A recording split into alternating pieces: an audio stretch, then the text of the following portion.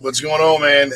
All right, my AirPods literally How is everything? died right before, and I'm like, it kept telling me to charge them, and I kept putting it off. So I am super sorry about that. Oh no, dude! Listen, you don't understand.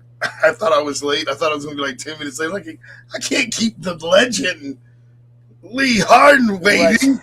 The legend. We'll, I we'll can't. go. We'll go with that. We'll go with legend. Oh, dude, Absolutely. it's your name. That's what I'm calling you. Because you want to know why? I'm Why gonna is tell that you why for I'm you? calling. Because I'm calling you that because I want to be the guy that says I knew you when. So you're the legend now because you're gonna be a legend 20 years from now. You know Right. what I mean? I just want to stay working. If that gets you, that's really what it comes down to. I I just just want want to to. stay working. Yeah. I don't want to do another nursing home gig if I can allow that. Oh, So well, dude, I think you have a promising career. You are hilarious, man, and you're inspiring. So I know for a fact that I believe that God's with you, man. And man, laughter is medicine for the soul, brother. Um, one. and I think that you definitely from your farts in high school, you know, uh, I saw your I saw your page, and when I saw your page, I immediately just thought about what, of course, my teachers experienced, and I was just like, oh, those poor people, man. Do you ever feel sorry for the people that had to like educate you? a few of them, just a Yeah. few. Some had it coming, but there's a few. You know, yeah. Some like this. This is how you're gonna treat me. Fine. It'll get worse. You just wait. Oh yeah, we're So relentless. We're yeah, we don't let them win. I mean, they make movies about people like us. You know, we are the absolutely. we're the real Ferris Bueller. I don't know. I'm older than you, so I don't know if Oh, you know. I love Ferris Bueller. That's one of my favorite all time movies. Yeah, you're gonna. Oh yeah, It's we're the on real thing. TV all 24/7 on some channel. Yeah, So the yeah. Ferris Bueller So 24-hour channel. it pretty much is. Yeah. So I've seen that movie. I could probably do a one man show of Ferris Oh, Bueller. all So day, every oh character. yeah. Yeah, and like every character expressed some point of reality. Which brings me to my first question about you. When did you fall in love with comedy, man? I was just always into it. I as soon as I saw it on TV and I could understand things cognitively as a little kid, I just was glued to stand up comedy. Anything funny, I was obsessed with being funny. But I wasn't funny. That was a problem. So I don't I believe that. I don't think I that's true. everyone's like, "Oh, you were a class clown." I was a failed class clown. I had to work at this. Not buying it at all. Like I got into stand-up comedy against a lot of people's will. Trust me, they were like he shouldn't be doing this. My parents even were like, let's see how long this lasts, and all these things. But no, I'm just always obsessed with stand-up comedy. After a while, I tried to just listen a little bit more how they do things, why they're saying words they're saying, and I just loved making people laugh. I love trying to be the butt of a joke to make people laugh, like Joey Gladstone from Full House or Right? Waldo from Family Matters. I loved those goofy guys. I just loved. They just brought so much joy into the show, Oh, and dude, yeah, 100%, 100%. So you paid attention to nuance. How did you catch the timing? Dude, listen, I'm not buying your story at all, man. You are naturally funny. I know people who just got it. You just got the thing, man. well, that's very encouraging to say for you to say. I appreciate that. I don't. I mean, timing's so hard to figure out still, even today. I mean, you have a fun thought in your head. I'm gonna take that to stage. This is really funny to me. You take it to stage. It doesn't translate. You're like, shoot. Well, let me pause more. Let me use less words. Let me explain this more. You're always analyzing. So the timing is always a work in progress. I mean, one to one, you can be funny to people, but translate that to a bunch of strangers that don't know each other and saying that one word that's going to get everybody to explode at the same time. That's it's a crazy thought that we think we can do it. It gets Yeah. done, but it is kind of wild to go. What's that thing I can say that's going to get everybody laughing at the same time? Now, how So difficult is it being clean comedy? not too hard. That's just kind of how I grew up. I mean, I love all comedy. George Carlin's awesome. Dave Chappelle's one of my favorites. So, but how I talk in my day to day life, my friends, the way my parents raised me, I'm just not too foul casually in front of strangers. It's like this is my first time meeting this person. Why would you say these words to these people you literally don't know? Right. For so many different reasons too. I know Sinbad, one of my favorites. He wanted to be able to bring his parents to comedy shows. That's one reason he stayed clean. His dad's a preacher, by the way, too.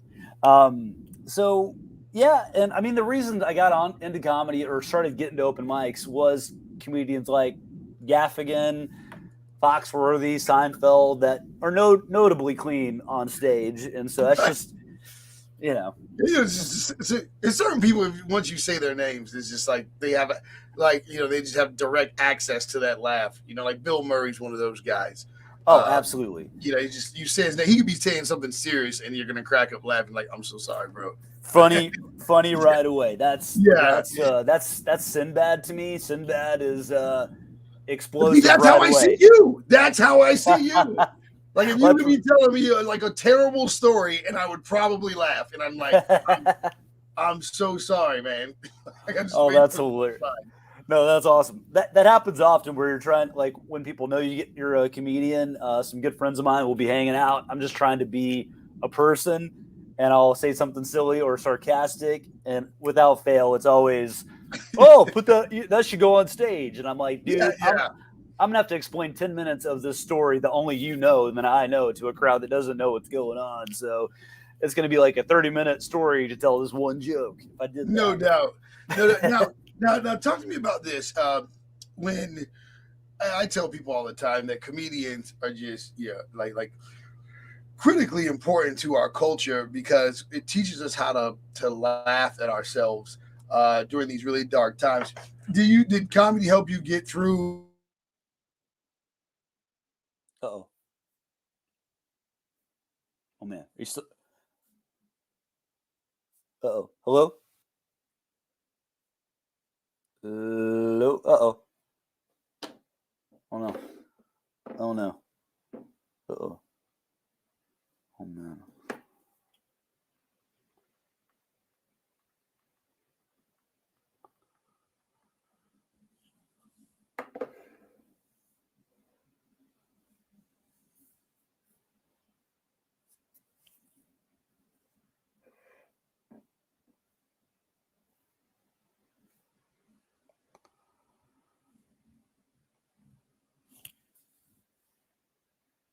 Oh no.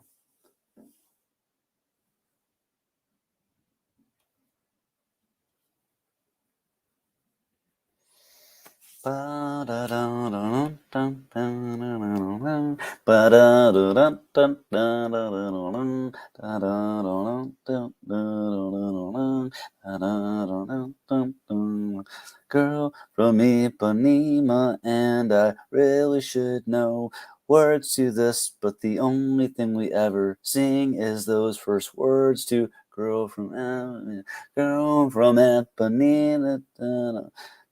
I really want a large panini. Ba-da-bum-bum.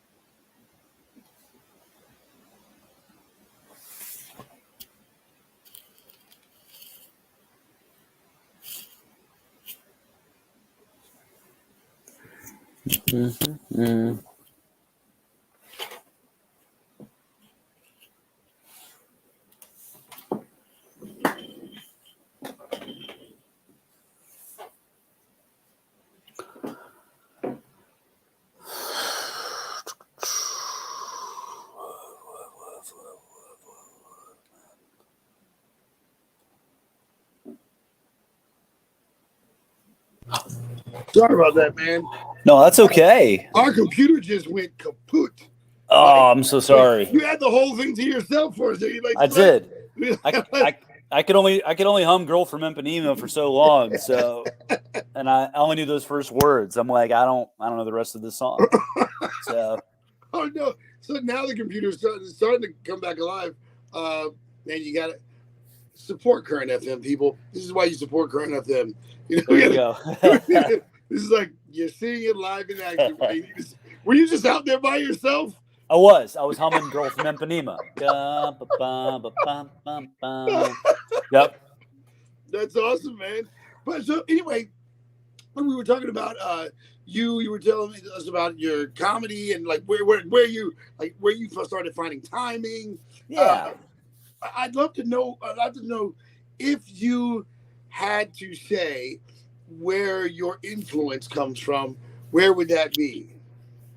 Influence comes from.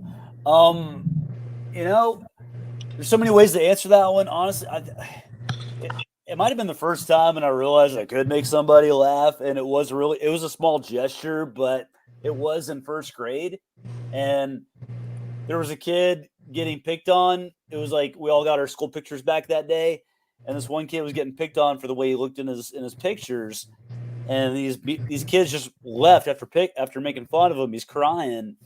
And then I just did something silly. We had these action figures, and I just did a little goofy thing with these action figures that he had. And he stopped crying. He was laughing, started smiling. Tears went away. I'm like, oh. So that was honestly the first memory of going, oh, being funny can really change somebody's mood. So, but I was a pretty shy kid, though, like most of high school. It really wasn't until I was hanging out with some youth group kids, and I just started saying the most off the wall things with, that weren't inappropriate. I was just thinking of the most off the wall things I could say to get people to pop, and it was working. I was being kind of, I don't know, floodgates opened. I just kind of let myself go a little bit, and I was like the funny guy in a little small youth group, and so. Well, just so you know, I graduated the class clown, so I know. Nice. Yeah, it's such a badge of honor. It is, man. You know what I mean? Did they vote for you that way? Did they clearly that's the class clown? They voted for me as the class clown, and I wore that thing like it was a badge of honor. Heck yeah, you should. I love the fact that it's like I knew I loved being an individual, being myself, and I was observant and but making people laugh, man. I don't think people understand how beautiful it really is and how rewarding it is seeing people put a smile on their face, especially when you deal with something like for example, something reality that we all connect on. You spoke of your love for Taco Bell. Let's get into that a little bit.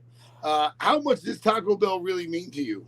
Oh, it's fantastic. I mean, I was kind of angry when the clip got 1 million views on Facebook and Taco Bell didn't reach out to me. I'm like, I'm the one comedian saying good things about you guys.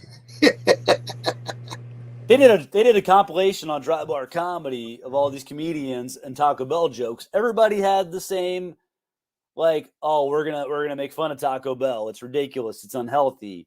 Can't believe this is the healthiest fast food. All these guys, funny stuff. But, that's all right. Is that version with you? Let's see. How do I get this thing out of here on microphone? Oh, there we go. Sorry. Go ahead. Yeah, by the way, this is probably the most professional thing you've ever seen. Let's see if that works. That's all right. Oh no, this is how the show is every day. We're Monday through Sunday, Monday through Saturday. This is how we roll. I love it. You just got to go with it, man. You just go with it. But you were saying the Taco Bell thing. Yeah, like, I mean, all the other comedians that their bits were funny about it, but I remember I was inspired by a comedian named Pete Holmes because he always takes a positive spin on stuff, and I'm like, well, I actually really like Taco Bell. I'm going to go into why I love it, and then I'm going to have reactions to what people say when they try to ruin it for you. So I'm really going to champion this fast food chain, and I ate there 2 nights ago, in fact. So, yeah. It was up to my girls. They eat there every day. If I said steak or Taco Bell, it would be Taco Bell. Taco Bell? Man. Yeah. Steak's hard to turn down, though. I'll be honest. I am a steak fan all the way through and through, so I get that. That's tough. But talk to me a little bit about touring. Like, what is that like for you? Because you have a pretty busy schedule, bro. Yeah, it's always good. I prefer driving. Fly if I have to, but I like being in my own vehicle. I like driving in my truck across the country, having my downtime for thinking, music, just consuming, learning, thinking through joke ideas or just life in general. I prefer that. Yeah, it's fun. I remember the first road gig that I really went on. It was very much going into it blindly. I didn't know this guy really that well. That said he booked a New Year's Eve gig for me, and I'm just like, man, okay. I'm gonna go to this place. They say there's a hotel room for me. I don't really know. I don't even know what gig this is. I just know I'm supposed to go here at this time. And luckily it worked. They had my name in there, and there was a whole event for me to do. And it was fun, but you go into so many situations blindly. But the more you do it, you kind of need to figure out how to not go into it blindly. You learn questions to ask. But yeah, the road's fun. This year's it's been fun. A little more pressure because I'm doing my own stuff now, where I used to go through a booking agent. Now I'm just on my own booking these little theaters like the Family Fun Experience Theater. And, now I know what I'm going into. Now I've got good relationships with these people. And that's the reason I do these shows, is because I love that I'm doing stand-up comedy for people that love stand-up comedy. but wouldn't step foot into a comedy club, but still want to go see it live. That's kind of been my hope this whole time, and it's been working out. Yeah, so I've been just about everywhere this past year. I mean, Idaho, Florida a bunch of times, Georgia, lots of North Carolina, Indiana, Illinois, lots of North Carolina spots. Absolutely, yeah. They're about that comedy life. They are South. I need to give a shout out to Southport, North Carolina. That place was awesome. Like the first day tickets were on sale for that show. They sold out within like seconds, and then they added a second one, which was so cool. That was just a really supportive community. They were so excited that stand-up comedy was hitting their theater. So, yeah, I know that's a roundabout way to answer your tour question, but man, it is fun. I always take a guitar with me on the road just because. Now, hey, Hope, yeah. I gotta tell you, brother, you are rocking. You're a jamming dude. Now, it's a fun hobby for sure. Yeah. It's my favorite hobby. Absolutely. Yeah, you throw down, man. I was like, oh man, this guy makes me not want to pick up a guitar. I thought I was pretty awesome. Wait, do you play guitar? Yeah, I do. Awesome. Yeah, I play guitar and but now I don't. No, I don't. I'm just gonna give it to you. No.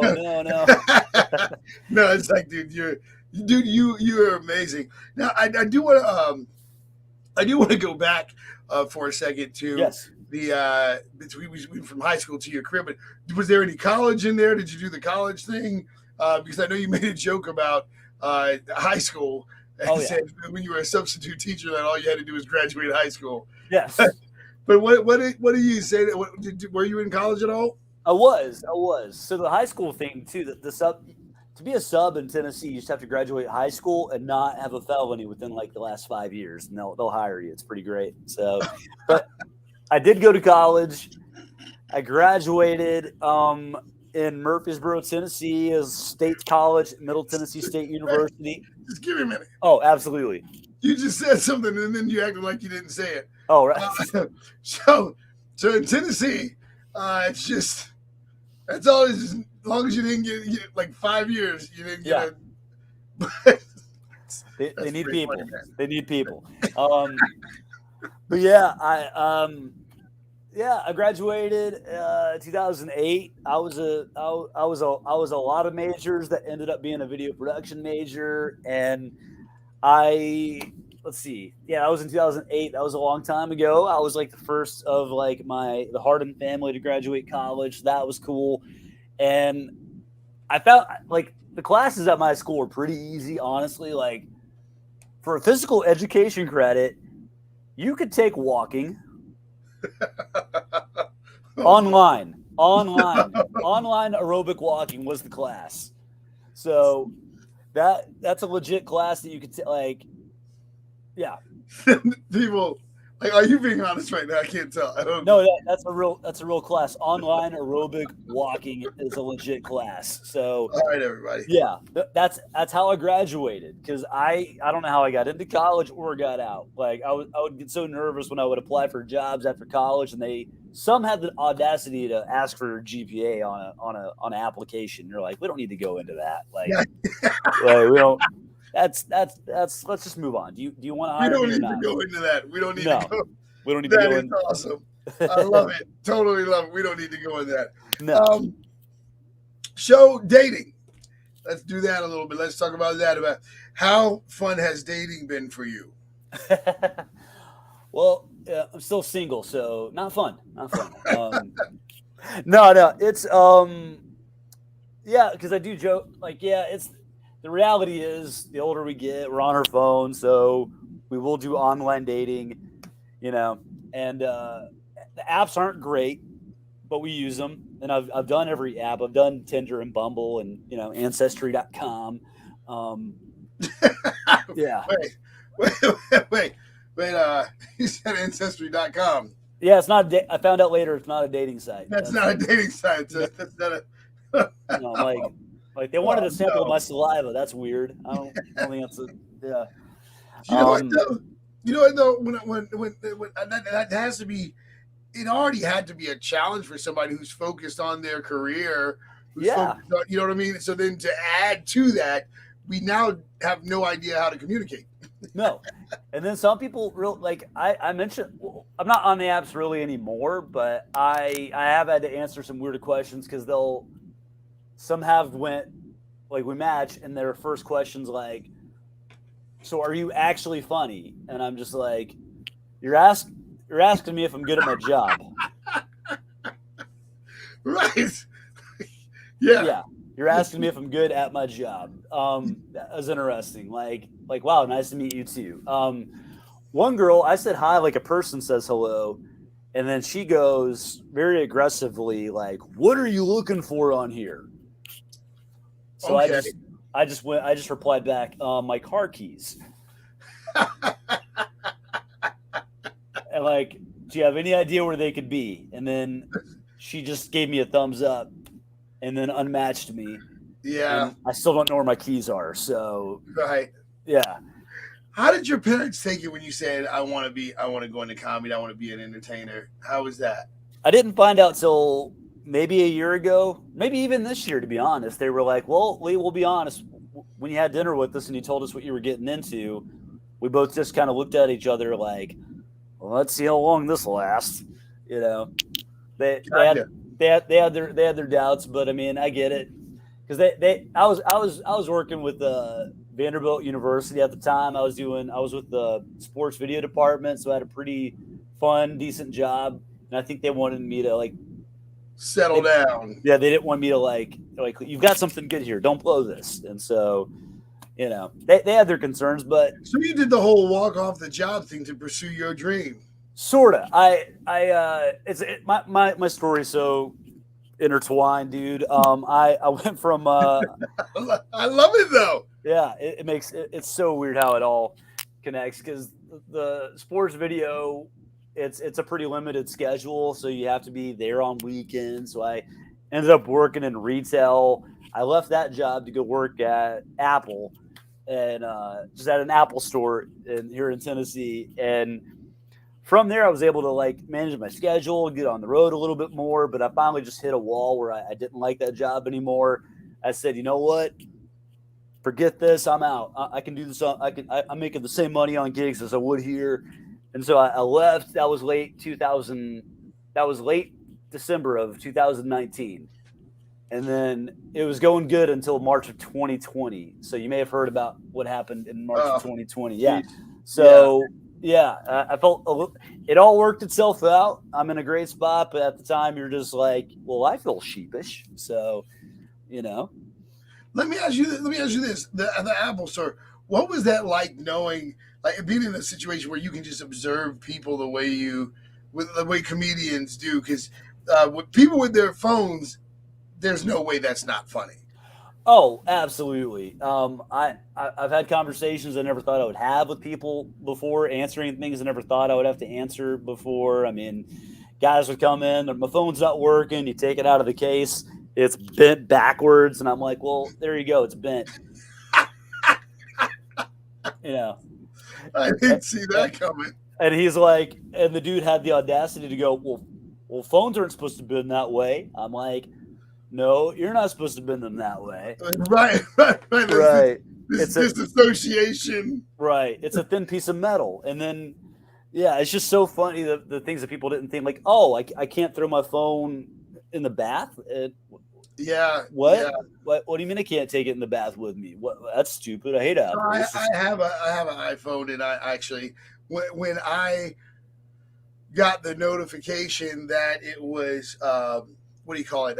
Waterproof, but it was never waterproof. It was water resistant. Water resistant. Yep. Yeah. With phones, we would check.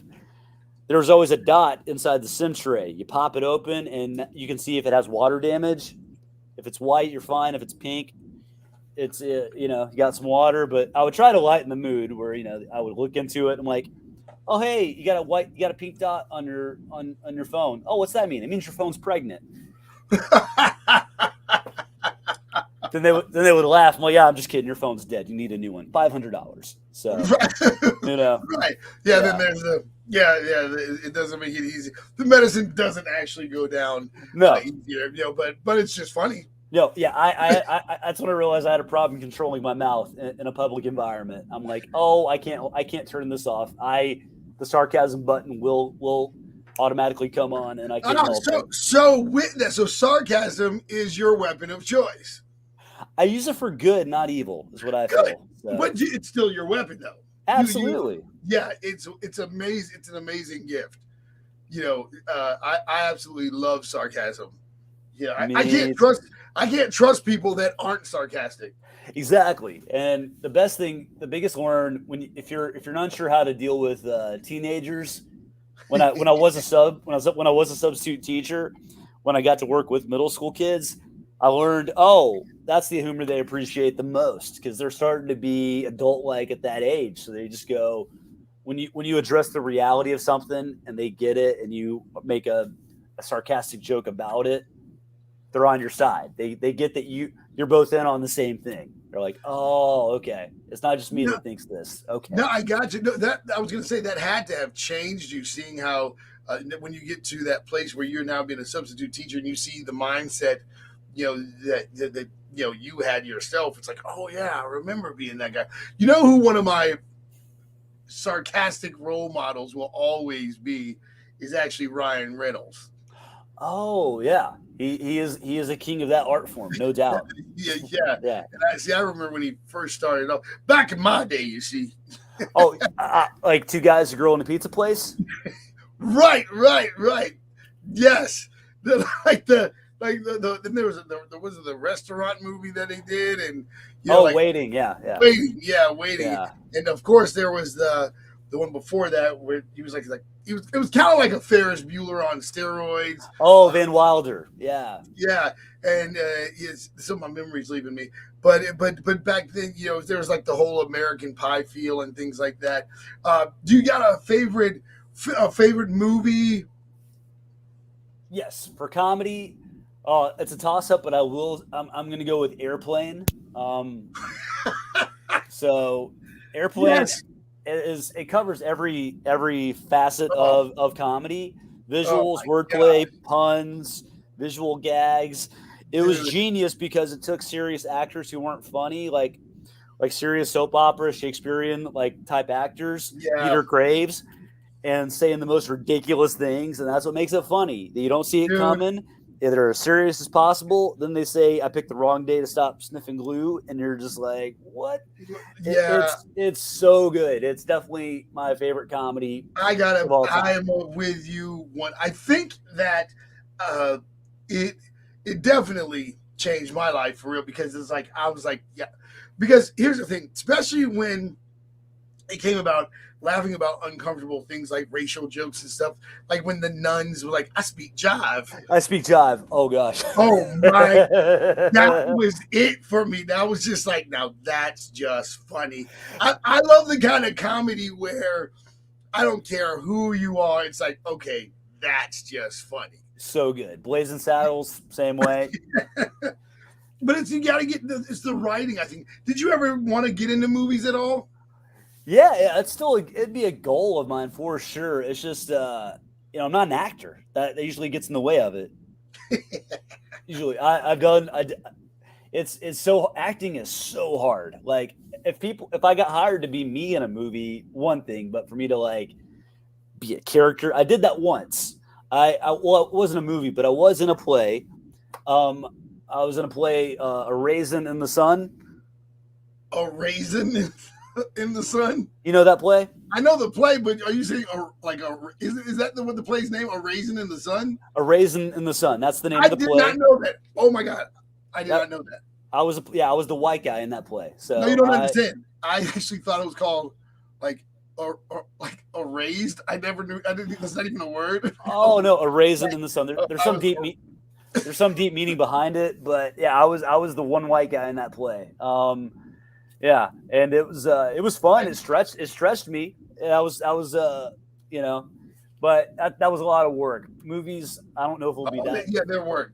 Yeah, but I would love to be, honestly, I'd love to do a Hallmark movie. I think they could use more comedies, and I'd love to be the first average looking guy in a Hallmark movie if I could. So they're all gorgeous in Hallmark movies. I want to be like, Very true. yeah, I want to be like who's the ugly guy that came to town? Is that the janitor? Do we have to, you know? Do you have a worse movie? A movie that you just like loathe, like you can't trust someone if they like it. Oh, where do I start? Oh gosh, I'm like, I'm a movie nerd, so let's see. Anytime a remake happens, like if someone's like, "Oh, did you see the new Point Break?" I immediately walk away from that conversation. So, probably any Fast and Furious movie. Even when I was a kid, I watched the first one. I was like, "Really? Okay." This is what we're doing. Like I believe a lot of crap, but this is okay. Yeah.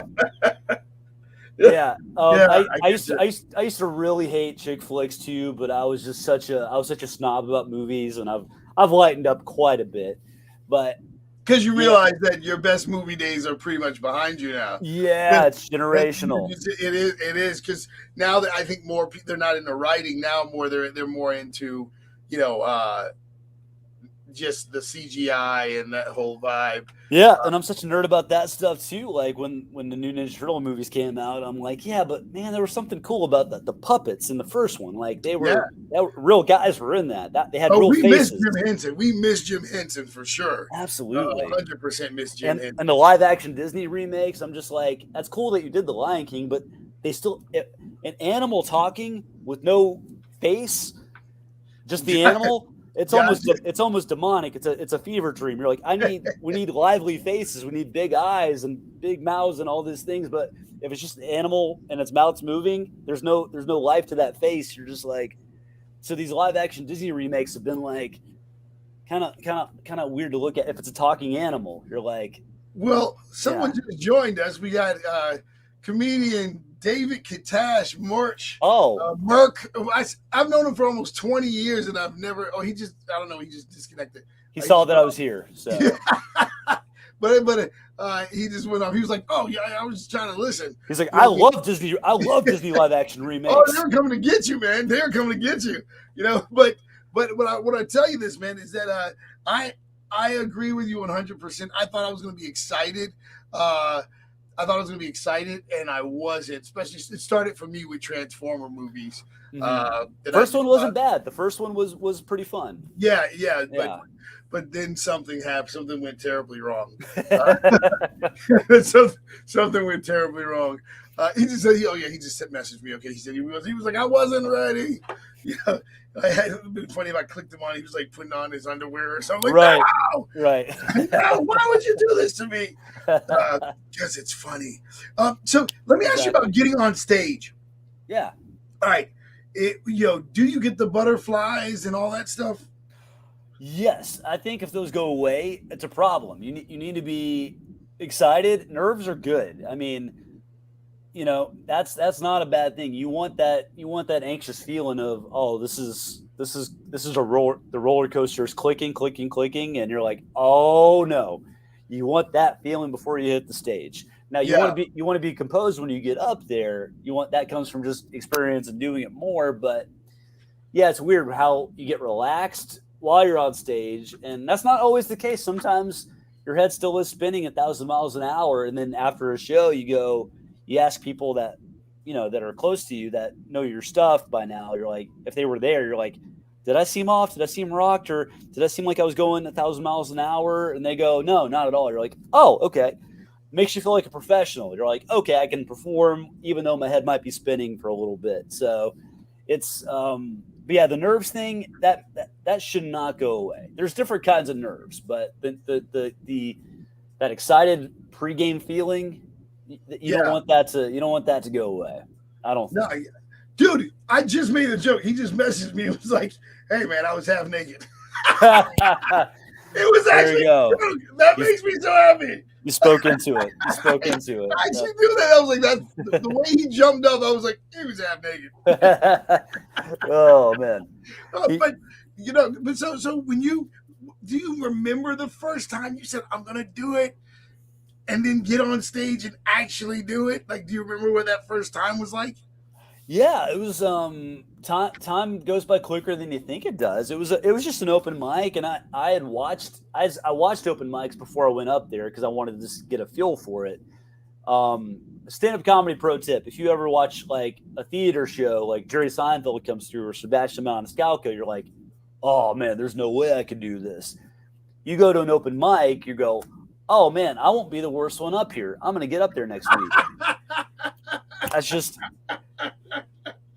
because that's open mics are trying things out. It's practice. It's nothing. Gotcha. It's nothing to lose. It's like I can come up here, try out some ideas for 3 minutes, and I won't die. Okay.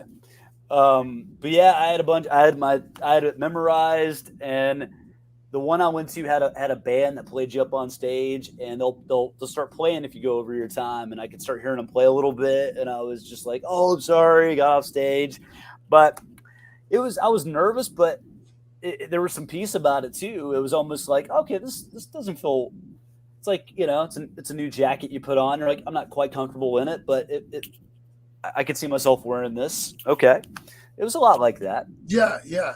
Listen, man. I honestly think that there is a wave of clean comedy that's coming up. For the last 5 years, I've been trying to teach the church and businesses how to connect with the arts. And then, like, to say, hey, let's get behind the arts and make sure that, that faith-based movies or whatever, the things that we want to influence our children, let's make sure they're not cheesy. Let's make sure they're getting good. They really are getting good. Underdog, the Kurt Warner movie, was awesome. Yep. Man, the Jesus Revolution movie was really good. He said they're getting good, so you actually know the truth, too. Oh, dude, I grew up on the Buttercream Gang.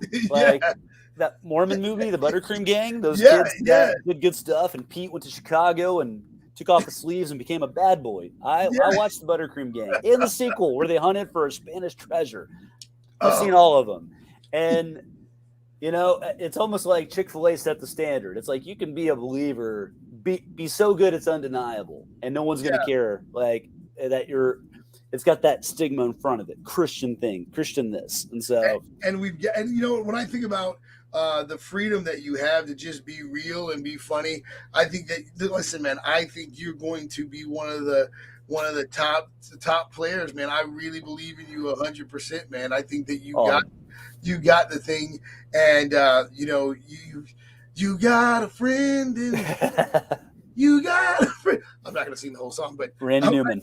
Yeah, but I just want you to know that you absolutely, man, it was just so encouraging when I saw your confidence, your flow, and listen, man, and I know that it's a battle, right? It's a battle because there's this idea, and I tell creative people this all the time. Be careful when you're a creative that you don't get deceived by this sense of normalcy. Because there is no normalcy. There's only people that stopped and people that kept going. Yep. That's it. That's it. Oh, I quit comedy every year, dude.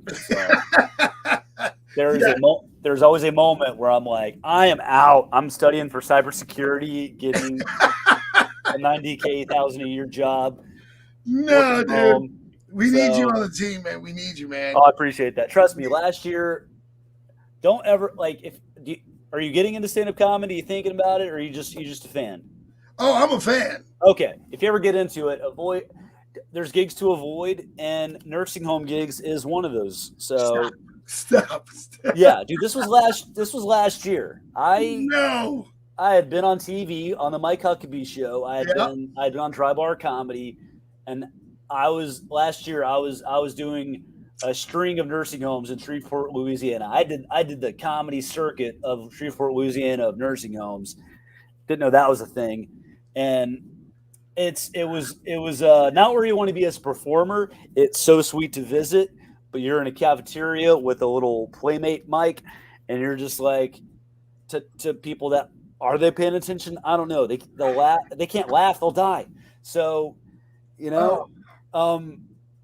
so it was a lot of emotions were happening, but the biggest one is like, this is not where I thought I would end up. And I know you need to be on Yeah. Like you're like, what's happening right now?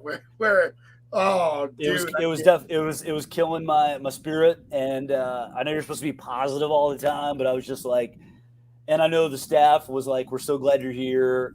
You met some sweet people, but you're just like, all right, something's got to change, or I can't keep doing it like this. I think you have such an advantage because you get to, like, you have something for all generations, kinda, like that situation. You don't want to be like that situation. That would be the equivalent of also being surrounded by kindergartners where everything's above their head. I've done those too. I've done those gigs too. Technically, everything is above their head. They're kindergarten. Right. They're small. Exactly. I've done the all kids show too. Not ideal. Yeah, and so, but yeah, I'm definitely not willing to. I'm not going into. I'm in radio and television. That's already comical watching technology advance and just leave me behind. You know sure. what I mean? And are you? I know you preach too, don't you? Yeah. Are you a pastor of a church, or you just preach? No. So this is what I do. I pastor over the city, so I'm in everybody's business. I tell churches about themselves and pastors about themselves, and then I act nutty on Facebook, and everybody finally lashes out at me. And I'm a social media mess, to be totally honest with you. I love it. It's wrecking the system. I love it. Yeah. It's just like I fuss at everything about everybody, and it's like who put you in power? I don't know. Right. You stink. All right. Yeah. What I like about what I do, though, is when is the fact that God opened up these doors, and so when people are just like, "Who made you an authority?" and I literally get to go, God. Yep. And so he finally joins us. Katash comedian David Katash Merch joins us. Dave, you know what? I've realized we've been friends for 20 years and I've never said your name right because it's so complicated. Your mic's, see, this is what I mean. Your mic's off. Your mic's not working.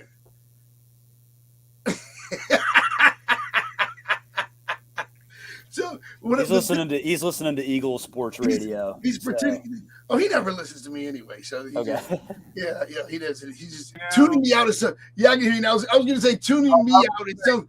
Tuning out of something he's learned how to do. You say we've been friends for 20 years, but we really have never been friends. I'm confused about that. I'm still trying to figure out friends. What's all this friend talk? Yeah. What's all that? He's like, wait, I could have sworn I blocked him. How did he get my information? Right. You are good. No, so but one of the things that I think that comedians have the ability to do is deal with social issues, deal with issues like we talked about before, dating. I would love to hear you guys' views on things like when do you say that's a topic, or is there an audience you don't say it to? Like, when do you say that's a topic I probably don't want to joke about?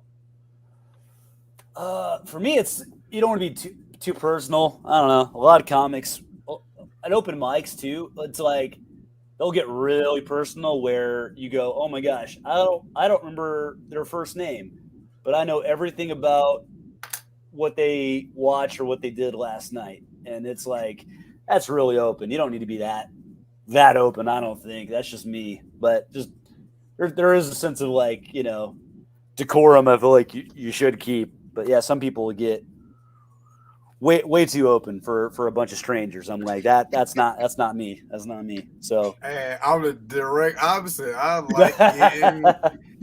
like sharing my business. That's what I like, what I'm saying? I think it's funny in the moment to talk about something that's real.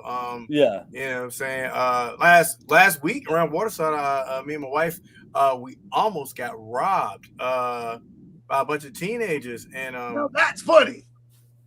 Now I'm gonna smack you in the back of your forehead. But no, I found something comical out of that, man. Let me tell y'all this, man. This is how I found out. It's like, okay, so we're sitting in Waterside. We're on a bench. You know what I'm saying? My brother, are you from here? Are you from Virginia Beach area? No, I live in Nashville, Tennessee. I'll be in Virginia Beach on Tuesday. Oh, yeah, cool. Man. So you're going to be in an area that I almost got robbed in. Look, let me tell you something real quick. All right, so what's what happened, man? It was some kids there that were 15, 16. They're wearing all black, man. Black hoodie, black sunglasses, black gloves, black everything. They were black, right? You know what I'm saying? And so they're sitting on the bench, and they were looking suspect. And I literally said to them, I was like, I didn't know I was gonna do this. I wasn't trying to be comedic. I'm just with my wife, just chilling. But I was like, you guys look suspect, you know. Man, y'all got black masks, black sunglasses. Ain't no sun out here. You know, it's been hot as crap, been like 100 degrees. Y'all wearing hoodies. Y'all got gloves on. What y'all doing? Y'all ushering for church? I don't know what y'all doing. Like, you know what I'm saying? And they looked at each other, and I thought they was going to laugh. They didn't laugh. And they stood up with a gun. And I was like, hey, man, I'm a comedian. I just be saying crazy stuff, man. You know, right. And they were like, no, you good. We ended up dashing away, and come to find out they had robbed somebody at 5 o'clock. Man. They had came from another part of North Carolina. They had stolen ATM. Their pictures all over the news and stuff. They hadn't been caught yet. Stolen ATM like in barbershop. Yes. No barbershop. But you know what? But the one thing I will say about this situation is that anytime I tell a joke and didn't get a laugh and people walked away, this is the only time I've been happy about it, man. Walk away and don't laugh. I'm okay just don't kill me. I'm okay with bombing here. It's fine. I can bomb. Just don't bomb me with the right. bullets. So God is good, man. Was that Newport News, Virginia, by chance? No, it wasn't Newport News. It was actually Waterside and Norfolk. So okay. I can see that Beach-ish. I can see it happening in Newport News. I've been there. Newport News can get rough. You know, but here's the thing, man. Is that I don't know if you can. I don't know if anyone can rob a comedian. It's like robbing a preacher, man. You don't rob the guy that makes you laugh. Right. I don't know. I don't know. I mean, I'm a pretty crazy dude. Right. I don't know. I couldn't see myself make like the guy. I'd be like, I couldn't see myself be like, say something funny. Right. Well, you're not going to get a lot of money robbing a comedian. That's the thing. You're not going to get. He would have been practicing, really. Right. You know what I'm saying? Would have been practice. I would have gave him some lint. You know what I'm saying? And told him how to borrow from the bank or something. Right. Like you need to go to the club. You need to go to the club I'm performing at. They're robbing me. They're going to have the money. So go to those guys. There you go. Them, so. Yep. There you go. They're the guys over there. Now, what is it like? What is it like? What is the experience like when you're on that grind? Like you were talking about earlier, about what it feels like when you take over your own management and you're booking your own gigs. Is it liberating? Do you wish you had a manager? What's that like, guys? Now not so much. I'm good. I'm good being very DIY, doing it myself. The less people involved, the better. Right now. I like having the conversations myself with who I'm working with. I like picking the comedians I'm going to work with. And right now that's working for me. Who knows? Something may change later on, but right now it also came out of necessity for me too. I'll be honest. Cause again, nursing homes, people that were booking shows for me weren't doing the greatest job. So I was like, I got to change gears because I don't want to do a nursing home. I don't want to go do a youth lock-in in Kansas City. You know, I don't want to get another minion stuffed animal thrown at me from stage. I don't want people to try to shoot basketball while I'm trying to tell jokes. Gotcha. Something's got to change, and so that's kind of where that came in. And I wasn't really getting a lot of work this year, and so that's when I tried to reach out to the venues I'm reaching out to, and it was definitely a God thing because they started saying yes more than I was expecting, and then I started to have conversations about contracts, door deals. It was learning as I go how to run a business for myself. And you are that business. Your comedy is that business. Yeah, it's stressful because honestly, I love it, but one of the first shows where I was booking my own thing, advertising, doing my ticketing, I get to the show in Michigan, and on the day of, I'm like, oh, crap, I need to be funny. Wait, I forgot about it. I was so business-minded the whole time on the day of the show, I'm like, oh, I need to tell jokes. That's why I came up here. I was so focused on ticket sales and if the weight's on your shoulders when you're booking the show. It's a lot like, this is on me. I got to do this. So there's a drive to it, and then you can forget about that fun thing. It's supposed to be fun. And so there's a line of enjoying it and being business minded. And I've been guilty of not enjoying it like I should. It's been fun to be able to do this on my own like I want, but I've not allowed myself to really enjoy it like I should. Wow. What about you, David? I forgot the question. Yeah, sorry. I just being managed by your own. I just did my own Netflix. No. I just did my own Netflix special just now. Sorry, 30 minutes. Oh, okay. No, you should have gave me the light, dude. Come on. My mind's going a mile a minute. I'm thinking like, I cannot wait to get a room full of comedians together and just let's start. I know it's been done before, but it's like people who are fresh. Like not fresh out like it's prison, but like fresh into the grind. I would love to just say, hey, what are you experiencing right now? Like, what does that look like? Just to have that. Well, we're kind of doing it now, but I'd love to have a room full of comedians. That'd just be amazing. But what's your experience been, David? Yeah. So I'm kind of different than him. I would love to have help.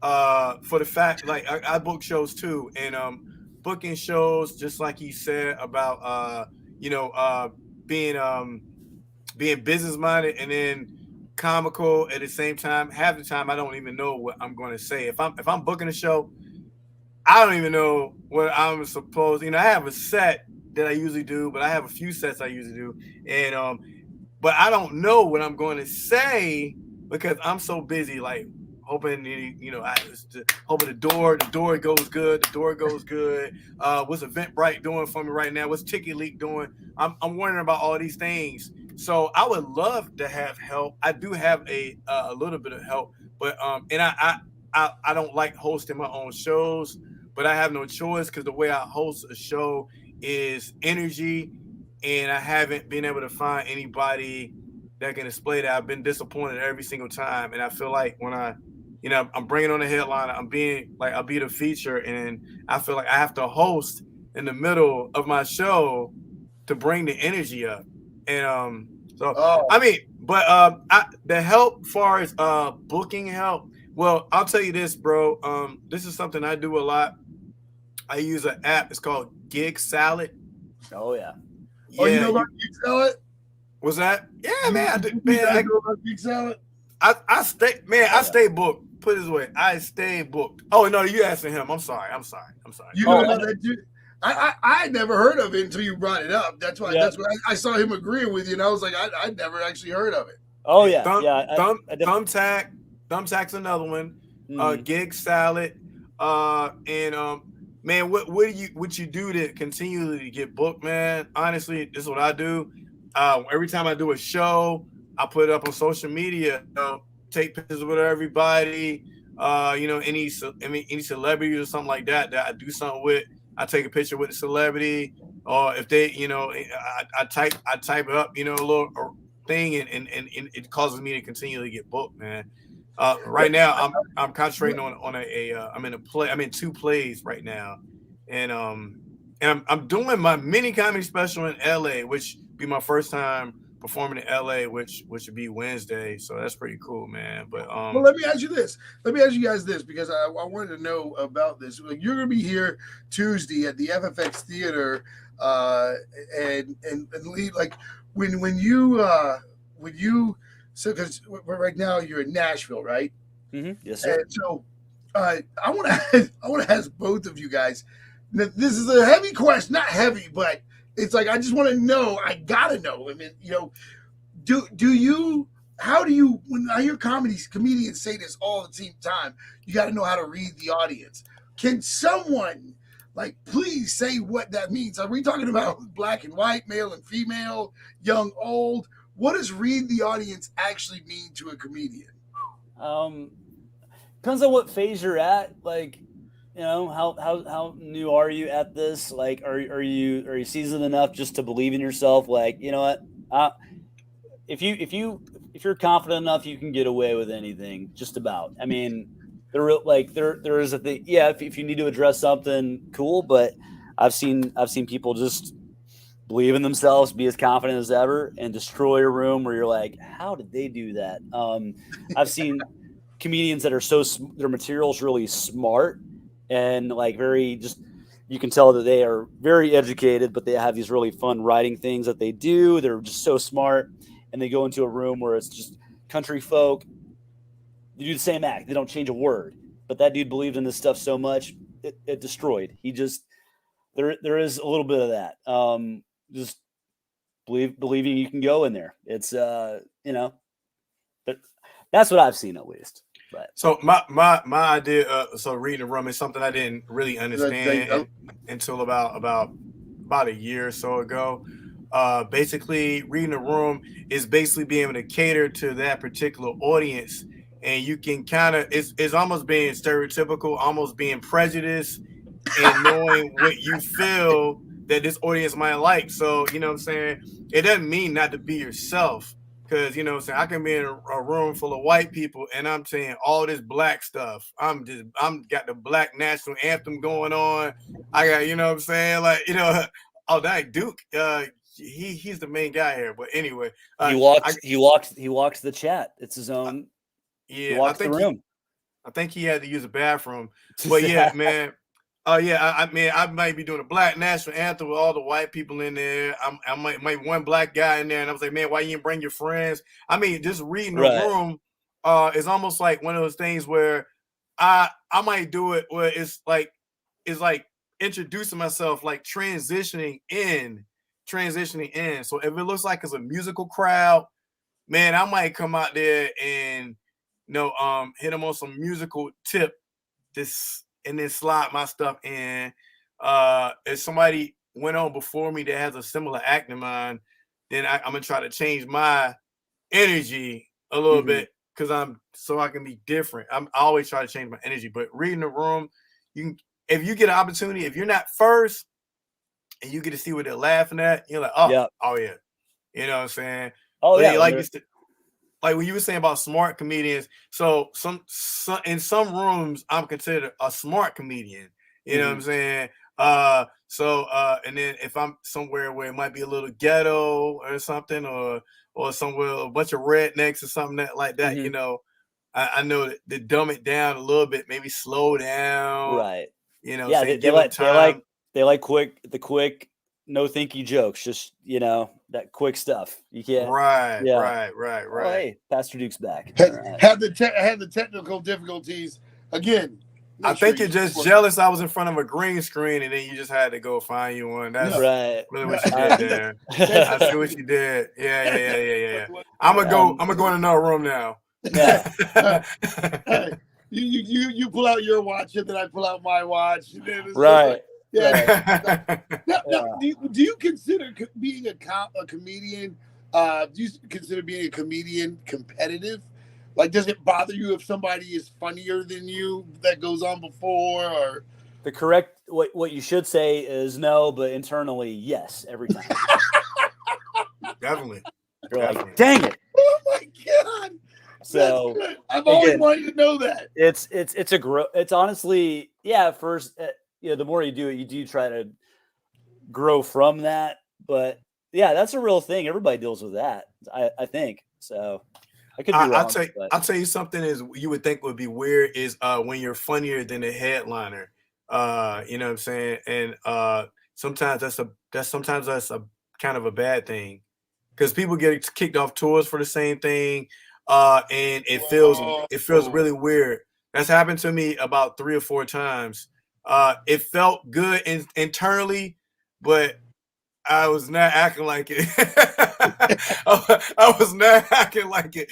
Oh man, it was very weird. Like when people go, "Oh man, you were so funny. You're so funny," and then tell the headline, "Oh, you were funny too," and it was like, "Oh, it's usually the other way around." So it's pretty cool, but it's not good. At the same time, it's scary. Yeah, because it's like, I got very. That's like your boss finding out that you qualify to take his job. Exactly. That's I've had it. I did a show in what was that? I think I was in some country area like Gloucester somewhere. And they told me in front of the headliner that the headliner should have opened for me. That there, I was like, no, you need to hear this. You need to hear this. I'm like, now let me ask you something, Lee, because I think this is crazy. What, like, when you have you ever been in front of like the college age audience? Mm-hmm. What is that experience like? Because I know you said you did the old folks home, then you did the kindergarten. What was the college age experience like? Man, the last, I don't know. It was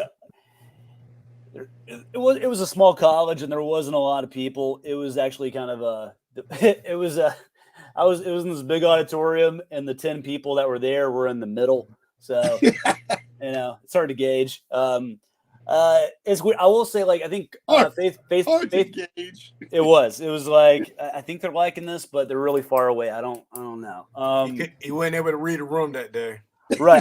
I could count them. And I was like, guys, if you don't say goodbye on the way out of the show, I will notice.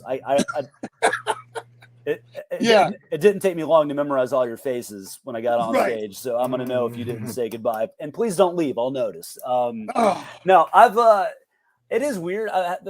Like college gigs, like, it depends on who books them. Sometimes you'll end up in an auditorium. Sometimes you'll end up in a cafeteria. And there's 7 people in that cafeteria. The college market's so all over the place, but the gauging the crowd, I don't know. Like, there's a lot of references where I'm like, they're going to miss at this. Because I am a little bit older now. People think I should be doing college crowds. I really don't think I should be. I've been around them, and I'm like, I know what they like, and I'm like, I don't think I'm a fit for this crowd. Like, there's a lot of younger references. I just don't do a lot of older references. Like, if I joke about Harry Potter and I don't make fun of it, I just say I didn't read it. And that alone will tick so many younger kids off. Like, and I'm like, I didn't say I hate it. I just said I hadn't read it. I didn't read it. And they're booing me. I'm like, well, now I'm definitely not going to read it. So like, I'm trying to make fun of how dumb I am because I hadn't read it. And then they're booing me. I'm like, all right, I'm gonna head it out. So, you're pretty much saying that you as a comedian, that means that you do have to be in tune with where you fit. Is that where you? It took a while to go. All right, I am not this. I tried to be this. I'm not that. I know some people like my stuff. I need to go find where they're at. I'm seeing like the likes on the videos. They exist. There's enough of them that go, okay, there's an audience somewhere for this. It's not over here. I just, as much as I wanted to fit in that scene, I don't think I do. I'm not knocking myself. I'm just now aware, going, they've got their crew that works. That's awesome.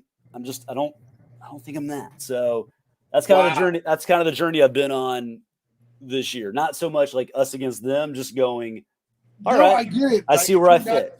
I think, David, would you agree it's the same thing with music? Like, it's like that. This is just this type of comedy or that vibe is just not like. See, I know I have friends right now that if I put on,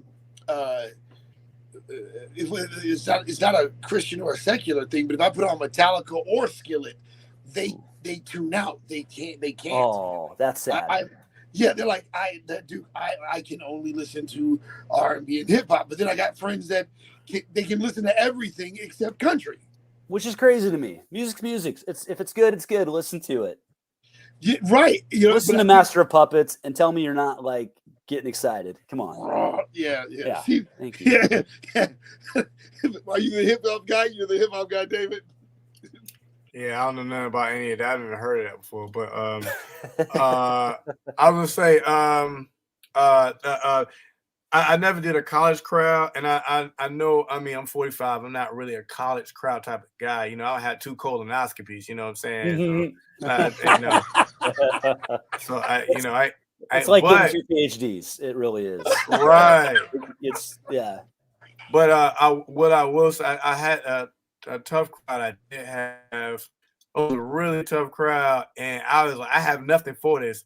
It was a bar mitzvah of 14-year-olds or whatever. But yeah, you're the eyes, yeah. And And you know what I'm saying? So I had like ages 8 to 14.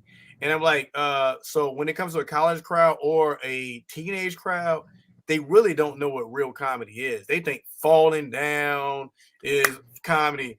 And, I don't do that. So, but what I did do is I told a couple of stories I remember when I was a kid about getting in fights.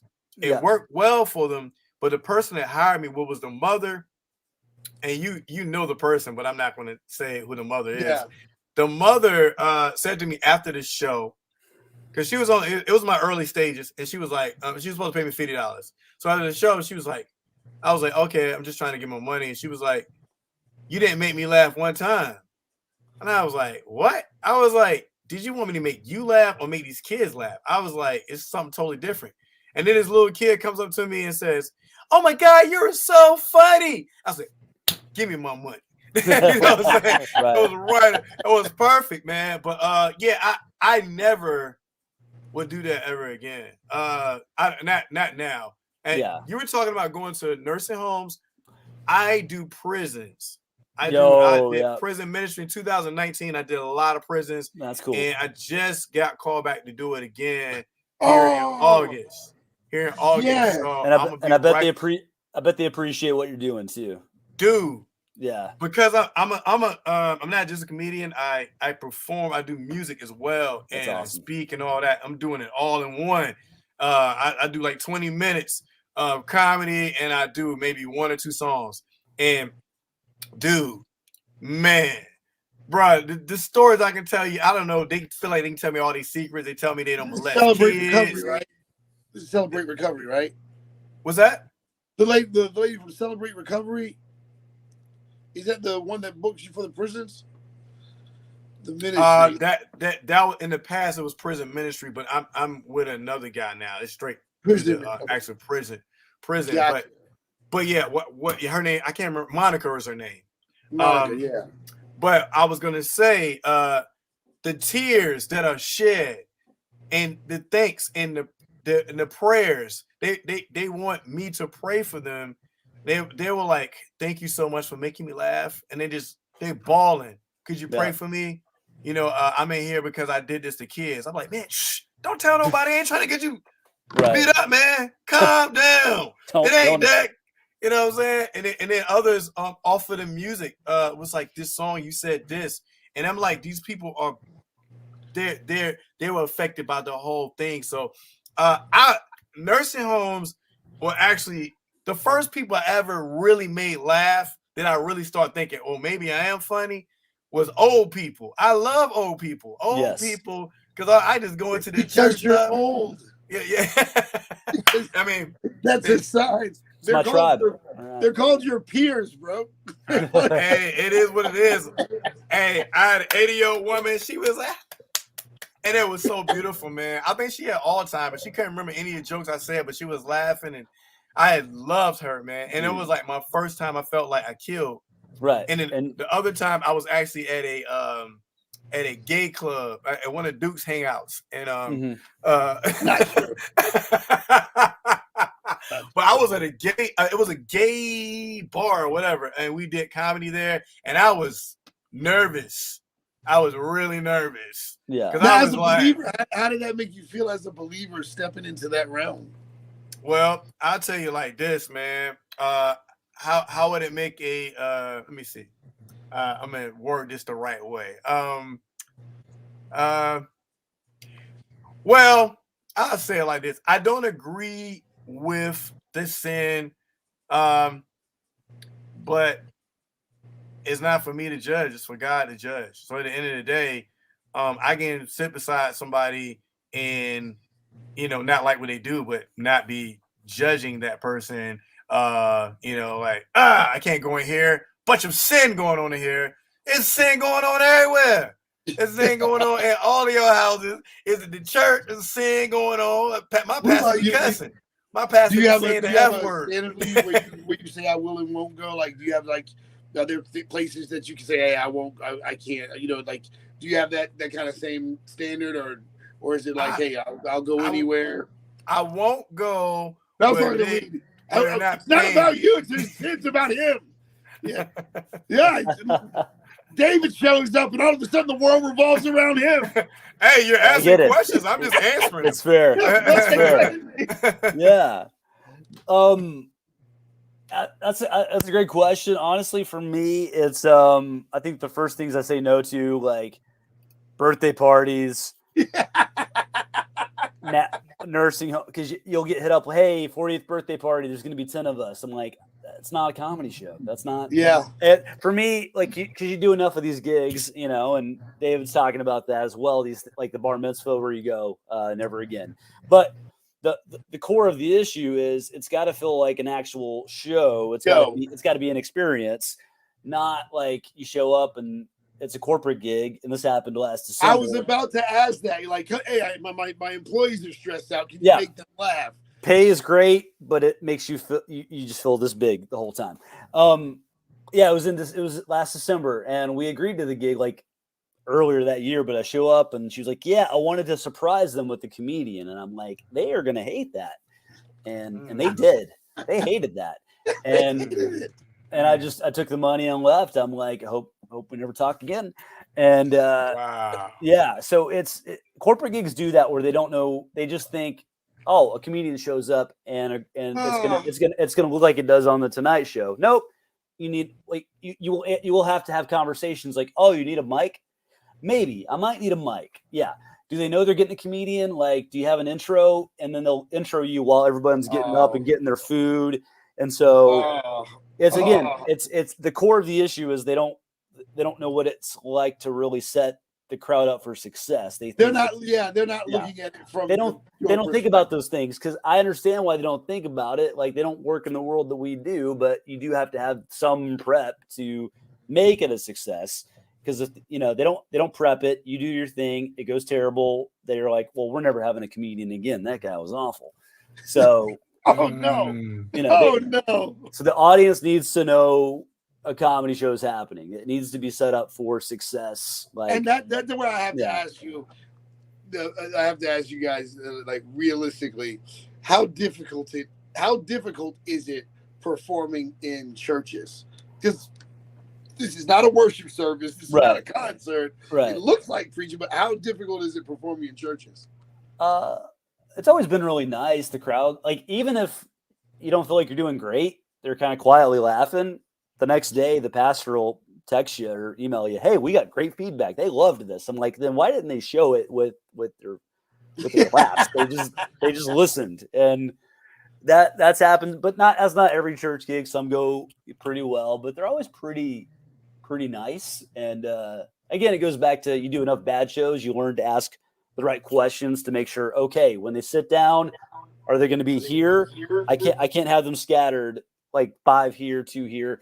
You try not to be a diva. You want them to be like, all right, I got to make sure, are they going to be in the middle where they're clustered together? But overall, I don't think I've really had that bad of an experience at a church gig. They're hard to get. Church gigs are really, for me, they've been, you can't cold call a church and get a gig. It's not that easy, at least not for me. So, what about you, Kassady? What about you, Kassady?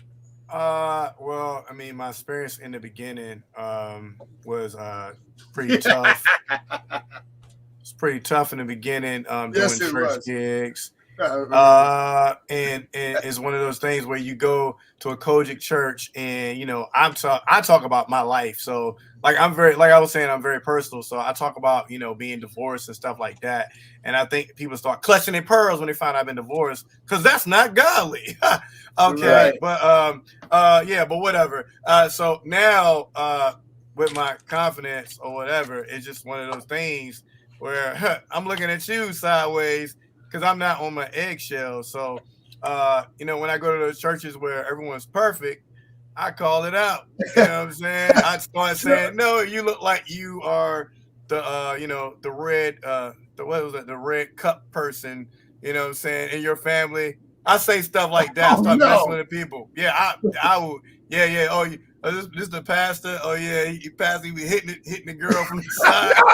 No. I would do that. Oh yeah, I say you look like this. No, I put because I have this discernment. I have this given discernment, and I can kind of tell that Duke smokes a little weed. And I can tell by looking at you. I can tell by looking at you. But anyway, I'm just saying, not true. For them, instead of them judging me, I start off like that, and then I bring us down to a level, then they can listen to what I have to say, and they won't have to judge me. But I don't always have to do that. But yeah, I do church gigs. I like church gigs, especially when it's a good church, like like maybe like a Kim Brown church or a Calvary. How do you guys feel like? Do you have like the multicultural? Does that vibe feel better for you? Are you more comfortable around like more black people, like Kassady is a racist, and like I am. I am. I can't. But do you have an audience that you feel more comfortable around, like people your age? Is it multicultural? Where's your flow, Lee? It seems like it's been family oriented. Yeah, I haven't done a black church. I would totally say yes to it. That's not happened for me yet. I'm inviting. We're gonna make that happen. All right, cool. I'm all about it. Yeah, so it's like the shows I've been doing this year. That seems like a lot of more family oriented. Sometimes they bring their kids, and kids aren't a bad audience. I think if the kids see their parents laughing, then they think it's funny. So that kind of helps. But yeah, just more like older family people. Gotcha. That's what I've. Who kind of figured out that life is a joke.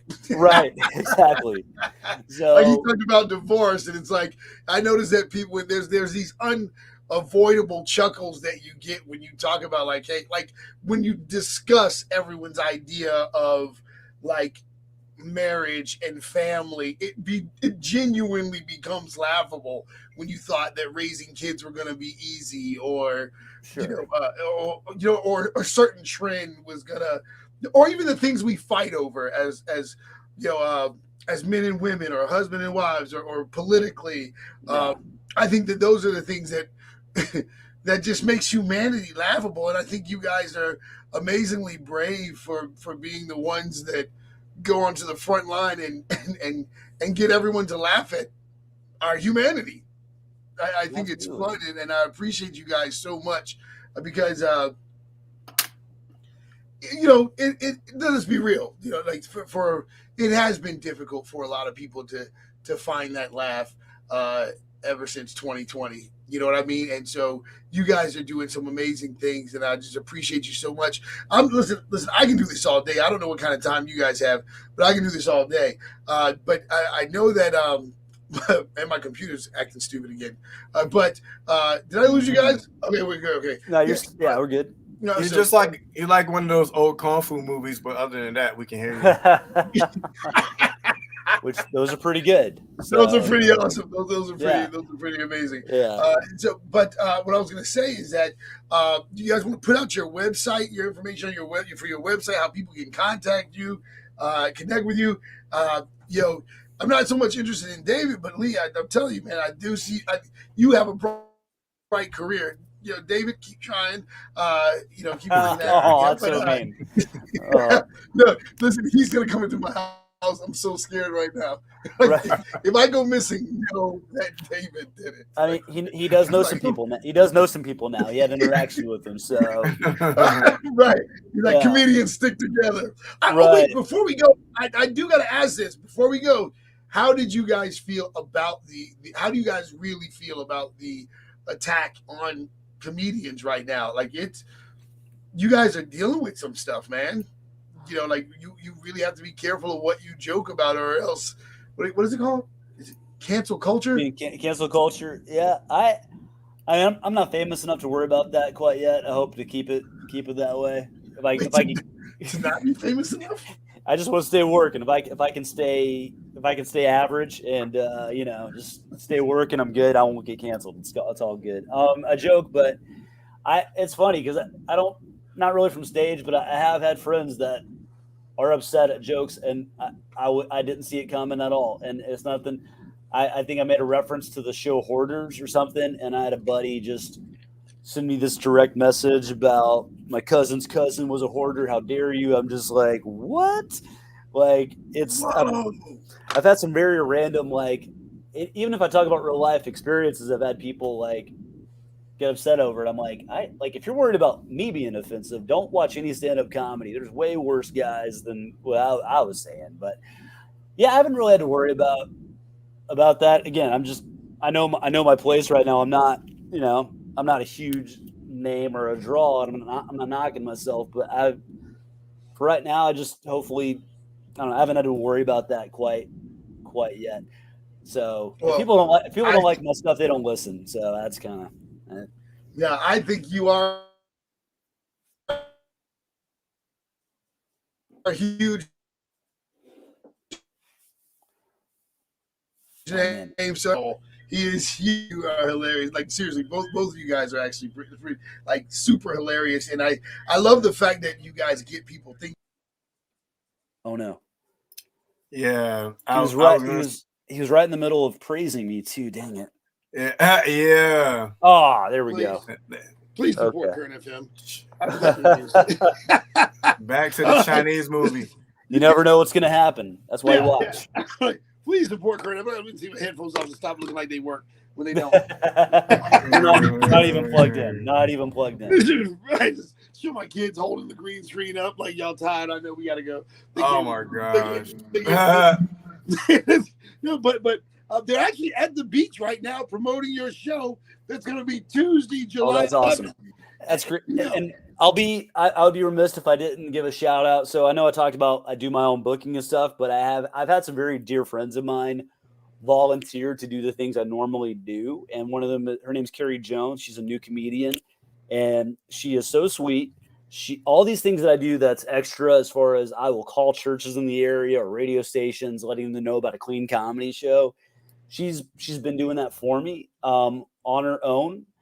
And kind of like she likes the experience of doing that and seeing what that's like. And so I would feel bad not mentioning that she's been helping me out a lot, especially with the Virginia Beach show. So she's interacted a lot with Tim Ritter from the Family Fun Experience Theater show. So I would feel bad if I didn't mention that. So it's not, from now, it's not really all on me anymore. She's taken that burden off of me. So Carrie Jones, thank you.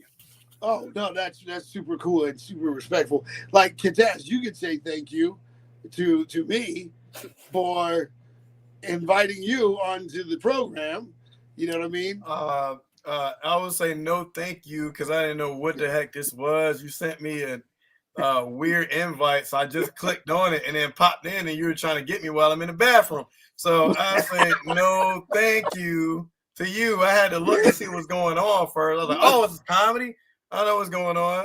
Yeah, what I like about it is that one of your cults or something, man. I didn't know what was going on. When you got off of when you disconnected from the feed, and when I tried to bring you on, you disconnected from the feed.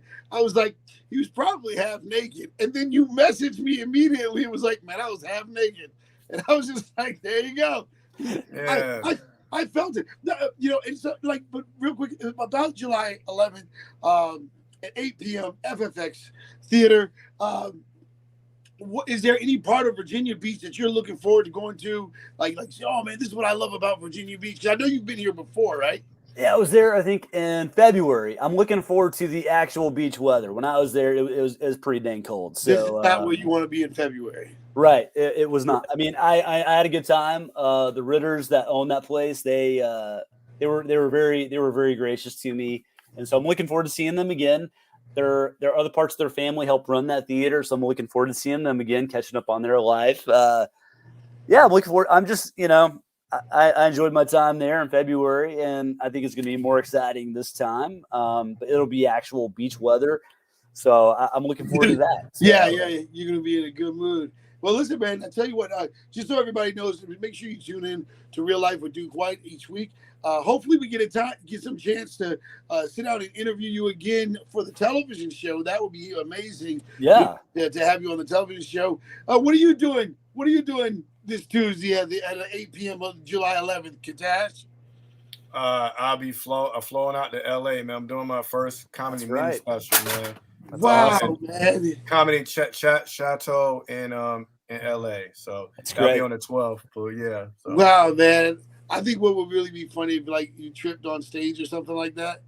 I won't do that. He said, "I'm too cool for that." That is something I would do. Oh, it's 45. You don't want to fall at 45, dude. Nah. I'm pretty hyped. I have fun. I have fell on stage before. Stop, man. It was pretty funny. Playing. You're lying. Okay. You have to be. Fine, I'm lying. Yeah. No, it can't stop. No, because I would just stay on the ground forever. Like I would not have the ability to get back up. Right. No, I got back up. It just became a bit right in the moment. It just made me really funny. You know what I'm saying? So, it was like I didn't even have to work. So, you know what I'm saying? Like the crowd, I didn't really have to work. You're hilarious. Dude, you've always been hilarious though. Like I just fell and you know what I'm saying? I started making fun of myself about me falling and then I went into my bit and I mean it was a great show. But I was embarrassed. I was totally embarrassed. It was very embarrassing. Matter of fact, there was a bunch of memes online of me falling when I fell when it was early this year. Man. Yeah, I can't remember exactly when it was. It might have been like March, but it was all over. Now, Lee, do you have any other since you brought that up about the memes, it made me think do you have any social media or anything like that that you want to connect everybody to? Yeah, LeeHardinComedy.com will take it all of them. That'll show you all the ones at the bottom on the webpage. So all of it is at Lee Hardin Comedy. So Instagram, Twitter. I did have Lee Hardin Comedy on Facebook, but that page got hacked. And the day they hacked the page, they grew the fan page to like 10,000 people. So I'm just going to let them have it. They're doing a better job at being me than me. So wow, that's like someone stealing your identity and your credit score goes up. So my ex-wife did that for me, right? But Facebook is Comedian Lee Hardin now, and that when I'm back to my normal following on that page. So Comedian Lee Hardin on Facebook. I'm more interactive on that one just because that's where I get the most attention from. I didn't expect you to answer the message that I sent. I was like, oh, he responded. Oh, I'm not that famous to ignore messages, dude. I'm, Yes, when I start ignoring you, then I've made it. There you go. That's what I want to hear. That's what I must have made it because I ignore them all the time. Yeah. I love this dude, man. I do. I really do. But listen, guys, everybody, this is going to be an amazing show. It's going to be Lee Hardin and your friend Chris Ruppe is going to be there. Yep.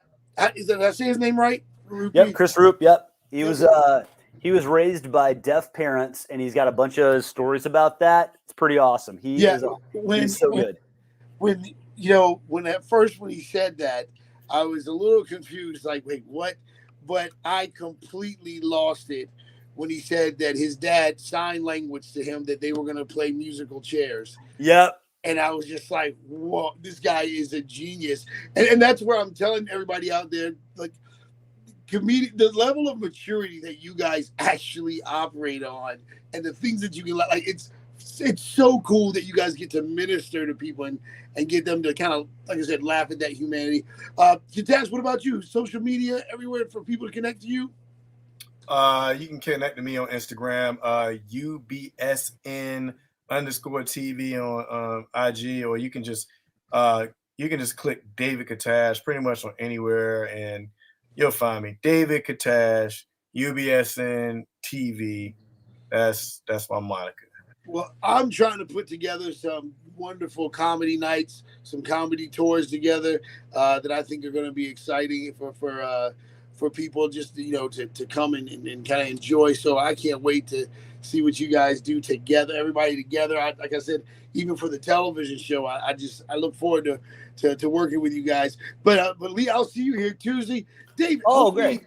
Hopefully we don't see each other. You know what I mean? Yeah, it's hard to look at you looking like that. That face of yours.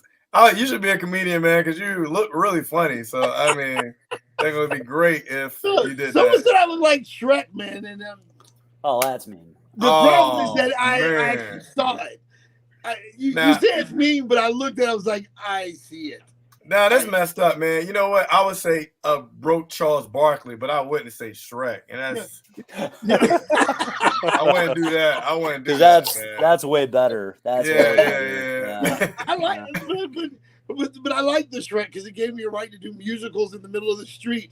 There you go. And pretend that everyone's with me when they're really just yelling at me, telling me to get out the road. Right. All right, guys. Well, you guys be good, man. I love you guys very love much. You, man. Love you back. Man, you guys be good. Thank you so much for taking the time to do this, Lee. I really absolutely. Thanks God for bless asking you guys. All right. See you Tuesday.